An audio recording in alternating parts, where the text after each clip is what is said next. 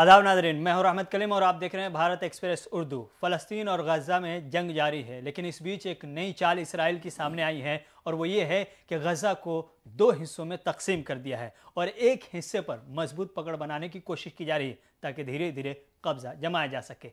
इस पर ही दुनिया को शक होने लगा है। लेकिन दूसरी जानिब फ़लस्तीन में जो कत्लेआम चल रहा है उस पर साथ देने वाला इसराइल का यानी अमेरिका अब इस वक्त घाटे का सौदा होता हुआ उसे महसूस हो रहा है, चूँकि अमेरिका के अंदर जो इस वक्त इक़्तिदार में है यानी जो बाइडेन, उनकी पॉपुलैरिटी या उनको पसंद करने वालों की तादाद घटती चली जा रही है। तीसरी तरफ ओआईसी का इजलास और दुनिया की तवक्कुआत और साथ ही साथ आखिरी इम्तहान आलम इस्लाम की ताकत का, ये सारी चीज़ें हैं और इन तमाम चीज़ों पर बात करेंगे। आज डॉक्टर खालिद रज़ा खान हमारे साथ स्टूडियो मौजूद हैं, भारत एक्सप्रेस उर्दू के एडिटर हैं। वो बताएंगे कि आखिर गज़ा में इसराइल का मंसूबा क्या है।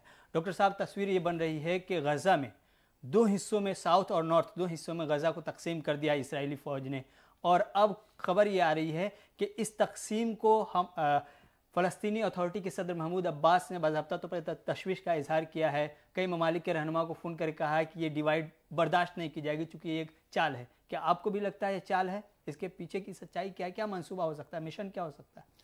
ज़ाहिरी तौर पर देखकर ये लगता है कि ये इसको अगर हम यूं कहें कि ये गज़ा होलोकॉस्ट है तो इसमें कोई दो राय नहीं होगी।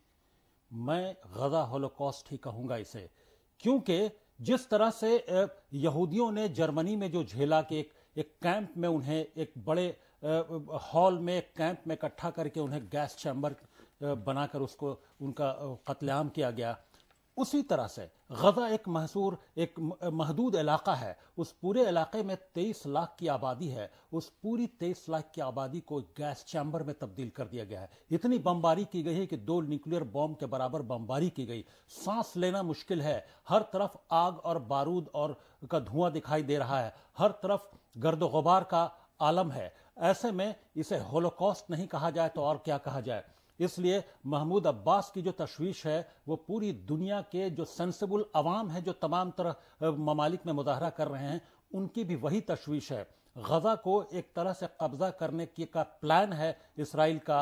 आइंदा जो एक्सपेंशनिस्ट पॉलिसी रही है उसी का ये एक हिस्सा है गज़ा होलोकॉस्ट के जरिए। और एक बात यहाँ पर और मैं ऐड करना चाहूँगा कि बार बार जो यहूदी हैं, जो ख़ास तौर से इसराइल की हुकूमत है, वो यूं कहें कि विक्टिम कार्ड खेलते हैं कि यकीनन वो होलोकॉस्ट के शिकार रहे हैं। यहूदियों की बड़ी तादाद होलोकॉस्ट की शिकार रही, लेकिन अगर वो विक्टिम रहे हैं तो दूसरे को विक्टिम नहीं बना सकते। वो इस नाम पर कि वो खुद विक्टिम रहे हैं, दूसरे को कैसे विक्टिम बना, इस नाम वो होलोकॉस्ट का शिकार रहे हैं और अब फिलिस्तीनियों को होलोकॉस्ट का शिकार बना रहे हैं। ये बिल्कुल नाकाबिल कबूल है। एक विक्टिम को विक्टिम का दर्द समझना ही होगा। क्या ओआईसी का जो इजलास 12 नवंबर को होने वाला है उसमें इस पहलू पे बात हो सकती है कि इसराइल की जो माजी में प्लानिंग रही है, जिस तरह का मंसूबा बनाया और जिस तरह से उसने कब्जे की कार्रवाई की, क्या उसी तरह से गज़ा में भी वो आगे बढ़ता हुआ नजर आ रहा है? क्या ओआईसी के इजलास में इस पर भी बात होगी? चूँकि महमूद अब्बास ने तो तशवीश का इजहार कर दिया, ऑस्ट्रेलिया के वज़ीर आज़म से, डच वज़ीर आज़म से बात करके बाज़ाब्ता तौर पर कहा कि बर्दाश्त नहीं है, लेकिन ये कहीं ना कहीं अंदरूनी खाना ये ऐसा मंसूबा लगता है, खुफिया प्लान लगता है कि इसराइल ऐसा कर रहा है। क्या ओआईसी भी इस पर सीरियस हो सकता है? देखिए, मुझे तो लगता है कि ओआईसी को सीरियस होना है। ओआईसी में अरब ममालिक के अलावा बहुत सारे दूसरे ममालिक भी हैं जो जहां मुसलमान बसते हैं, लेकिन मुझे अरब ममालिक के जो रहनुमा है, कतर को और एक दो को और को हम छोड़ दें तो उनकी नीयत पर हमें भी भरोसा नहीं है। वो खुद मुझे लगता है कि वो किसी न किसी तौर पर यूरोपीय ममालिक और मगरबी ममालिक के साथ उन साजिशों में शामिल हैं, चाहे वो दानिस्ता तौर पर हों या खामोशी के साथ हों। वो कहना मुश्किल है, लेकिन साजिश में शामिल इसलिए भी हैं कि उनको लगता है कि जब तक, और ये हमास को ख़त्म करने के साजिश में वो इसराइल की जो मनसूबाबंदी है कि हमास को किसी तरह से ख़त्म किया जाए। अमेरिका इस बात पर राज़ी है कि हमास को पूरी तरह जड़ से उखाड़ दिया जाए, उसके वजूद को ख़त्म कर दिया जाए। तो इसमें किसी न किसी तौर पर अरब ममालिक के हुक्मरान भी शामिल हैं, क्योंकि हमास उनके लिए भी दर्द-सर बना रहा है। और हमास जब तक है उनको लगता है कि फिलिस्तीन का मसला पूरी दुनिया में अरबों के लिए भी सरदर्द बना रहेगा। तो इसलिए वो हमास को ختم کر کے، اور اگر ہم دیکھیں کہ لانگ ٹرم میں فلسطین کے مسئلے کو ہی ختم کرنا چاہتے ہیں. یہ ایک طرح سے دنیا میں یہ مغربی ممالک کی یہ خفیہ سازشیں چل رہی ہیں، اور غزہ میں جو اسرائیل کا جو پلان ہے 2 حصوں میں بانٹا گیا، اور بعد میں اسرائیل کا یہ کہنا اور امریکہ کی وائٹ ہاؤس کی یہ پشت پناہی، اس پر ایگریمنٹ کہ ہاں یہ جنگ بندی کے یعنی جنگ کے خاتمے کے بعد بھی اسرائیل کی فوج غزہ میں موجود رہے گی غیر معینہ مدت یعنی انڈیفینٹ پیریڈ کے لیے. یہ کس بات کی طرف اشارہ کرتا ہے کہ الٹیمیٹلی ایکسپینشنسٹ پالیسی کے تحت اسرائیل کو ان تمام غزہ کے علاقوں کو اپنے اسرائیل میں ملانا ہے، وہاں ملٹری اسٹیبلشمنٹ بنانا ہے، وہاں پر آبادی بسانی ہے، کولونائز کرنا ہے. تو وہ ایک لانگ ٹرم جو منصوبہ بندی ہے اس کا حصہ ہے. آپ نے کچھ عرب ممالک پہ شکوک و شبہات کا اظہار کیا. کچھ ایک بڑی آبادی ایسی ہے یا بڑا طبقہ ہے جو یہ مانتا ہے کہ ایران کا بھی کردار مشکوک ہے. کچھ لوگ اردگان کو بھی مشکوک نظروں سے دیکھتے ہیں. پھر بھروسہ کس پہ کیا جائے، اعتبار کس پہ کیا جائے؟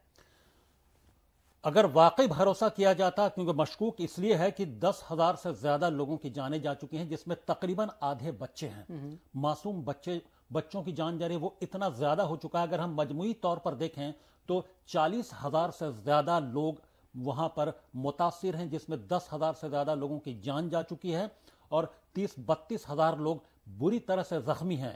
اور تقریباً اگر ہم یوں کہیں تو 40,000 بلڈنگیں ان کو تباہ و برباد کر دیا ہے، وہ مسمار ہو چکی ہیں، وہ زمین دود ہو کر وہ گرد و غبار میں تبدیل ہو چکی ہیں. اس کے علاوہ تقریباً 2.5 لاکھ مکانات ایسے ہیں جو کسی نہ کسی طور پر بمباری سے افیکٹڈ ہیں، وہ اس لائق نہیں ہیں. وہ لوگوں کو خوف ہے کہ اگر وہ اس مکانات میں رہنے گئے تو ان کی زندگی خطرے میں پڑ سکتی ہے. اس لیے وہ اپنے ہی ملک میں، اپنے ہی غزہ ان کا ملک ہے، فلسطینیوں کا ملک ہے، فلسطینیوں کا علاقہ ہے، اپنے ہی ملک میں وہ نقل مکانی کرنے پر، ہجرت کرنے پر مجبور ہو گئے ہیں، مائیگریٹ کرنے پر مجبور ہو گئے ہیں. یہ عجیب المیہ ہے. تو یہ سمجھا جا سکتا ہے کہ اور جس طرح سے بمباری ہوئی ہے، میں نے پہلے بھی کہا تھا کہ تقریباً 30,000 ٹن بارود پھینکا ہے اسرائیل نے ہوائی جہاز کے ذریعے، فائٹر پلین اور جو بامبرز ہوتے ہیں ان کے ذریعے.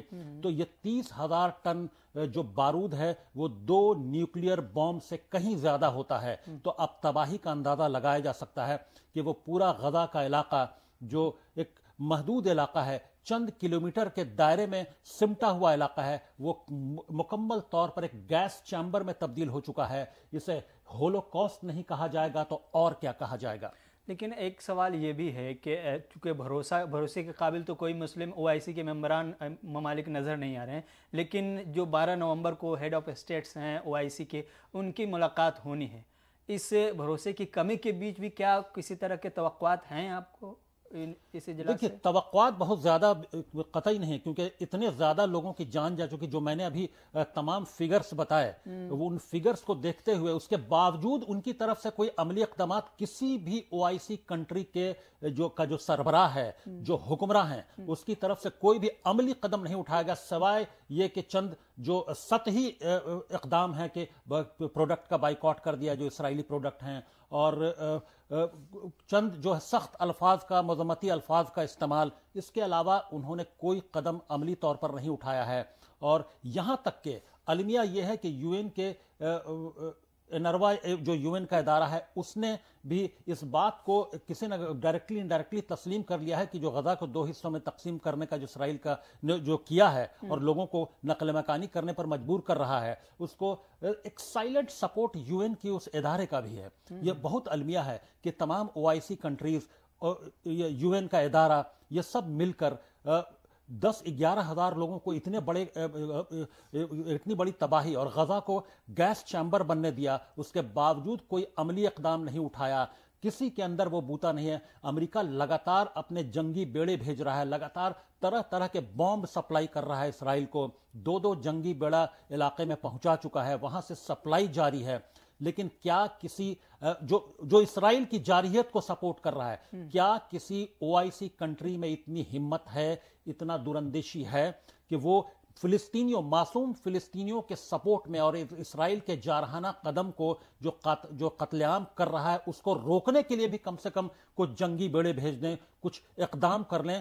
कुछ इस तरह का अपना मिलिट्री फेस दिखाएं कि वो इसराइल मजबूर हो जाए इस तरह के मासूमों पर हमला करने के। क्या ये कदम नहीं उठा सकते थे ऐसी कंट्रीज के मामले जो हुक्मरान हैं? शायद नहीं उठा सकते थे, इसीलिए नहीं उठा पाए, चूंकि 1 महीने से ज़्यादा की मुद्दत हो चुकी है। अब सवाल ये है कि अमेरिका ने जो कुछ किया है, बाइडेन इंतजामिया जो कुछ कर रही है, वहाँ की आवाम उससे खुश नहीं है। नतीजे में अभी हालिया एक पोल आया है जो यूनिवर्सिटी है, यूनिवर्सिटी ऑफ मैरीलैंड, वहाँ एक बाज़ाब्ता तौर पर पोल किया गया था, वो क्रिटिकल इश्यूज़ पोल के नाम से। उसमें अंदाज़ा हुआ कि जो डेमोक्रेट थे, यानी बाइडेन इंतजामिया, बाइडेन की पार्टी के सपोर्टर थे या बाइडेन के सपोर्टर थे, उसमें 35 साल के अंदर की उम्र के जो नौजवान हैं, उनकी बड़ी तादाद जो 7 अक्टूबर के वाक़े पर अमेरिका के साथ थी या थी बाइडेन के साथ थी, लेकिन अब वो सब के सब बाइडेन को नापसंद करने लगे हैं। यानी कहीं ना कहीं सियासी तौर पर बड़ा झटका लगता हुआ बाइडेन को दिख रहा लगता हुआ नजर आ रहा है। लेकिन 24 सामने में है, उसके बाद भी होश नहीं है बाइडेन को। क्या इसके पीछे कोई और खेल है या फिर ये सियासी अभी जो नुकसान होने का अंदेशा जाहिर किया जा रहा है उसे रिकैप कर लिया जाएगा? अब कितना रिकैप कर पाएंगे, कितना रिकवर कर पाएंगे जो बाइडेन या उनकी पार्टी जो डेमोक्रेटिक पार्टी है, ये कहना अभी मुश्किल है। लेकिन जिस तरह से पॉपुलैरिटी ग्राफ बाइडेन का गिरा है और इसराइल की मुखालफत में जिस तरह से ग्राफ बढ़ा है, तो उससे ये अंदाज़ा लगता है कि जो बाइडेन के लिए प्रेसिडेंट के तौर पर रिपीट करना मुश्किल होगा। अगर अभी इलेक्शन हो जाए, अभी जो ताज़ा सर्वे हैं वही यही बता रहे हैं, 7 अक्टूबर की बात करें, उस वक्त तकरीबन 20% नौजवान ऐसे थे जो फिलिस्तीन की हिमायत में या न्यूट्रल थे या अमेरिका की मुखालफत कर रहे थे कि उसको इसमें नहीं कूदना चाहिए। वो बढ़कर 42% हो चुका है। 35 साल से कम उम्र के जो लोग तक के उम्र के लोग हैं, जो नौजवान तबका है, वो 42% जो डेमोक्रेट सपोर्टर था वो मुखालफत में हो चुका है जो बाइडेन के, और वो ये चाहते हैं कि इसराइल की हिमायत अमेरिका नहीं करे। वो इसराइल की पॉपुलैरिटी भी गिर रही है। इसराइल की हिमायत जिस तरह से अमेरिका को हमेशा हासिल रही है, वो मुखालफत में तब्दील हो रही है। और एक बड़ा तबका डेमोक्रेट्स का ये दबाव बनाने पर लगा हुआ है कि इसराइल को अमेरिकी सरकार जो है वो हिमायत देना खत्म करे। और उनके अंदर से आवाज उठने लगी है, जो कांग्रेसमैन हैं, जो कांग्रेस के मेंबर हैं, उनके अंदर से आवाज़ उठ रही है, बड़ी तादाद में आवाज़ उठ रही है। जाहिर है आवाज़ हर तरफ से उठ रही है। आवाम बड़े पैमाने पर हर मुल्क में बाज़ाब्ता तौर पर सड़कों पर उतर करके एहतजाज कर रही है, हुक्मरान को जगाने की कोशिश कर रही है। लेकिन ये हुक्मरान सोए हुए हैं, उनका ज़मीर सोया हुआ है। फ़लस्तीनी शहीद अलमिया ये है कि हुक्मरान जो तमाम, चाहे वो मगरबी ममालिक हों या जो OIC कंट्रीज़ हों, वो तमाम के हुक्मरान जो है वो इसराइल की हिमायत में खड़े हैं, और वहाँ तमाम आवाम जो है वो फ़िलिस्तीनियों की हिमायत में खड़ी है। ये बहुत अजीब तरह की डायकोटोमी है। हुक्मरान इसराइल की हिमायत में है और आवाम की बड़ी तादाद वो फ़िलिस्तीनियों की हिमायत में। ऐसे में ये तस्वीर बनती है कि इंसानियत के हक़ में जो लोग खड़े हुए हैं वो हमारे और आप जैसे आम लोग हैं, आम आवाम हैं। जो हुक्मरान हैं वो कहीं नहीं कत्लो गारतगिरी के बाज़ार में बाज़ाब्ता तौर पर अपने अपने हथियार बेच रहे हैं। आप तमाम का बहुत बहुत शुक्रिया। आपका भी डॉक्टर साहब बहुत बहुत शुक्रिया। वीडियो पसंद आई, गुफ्तगू पसंद आई तो लाइक कीजिए, कमेंट कीजिए, शेयर कीजिए, सब्सक्राइब कीजिए। शुक्रिया।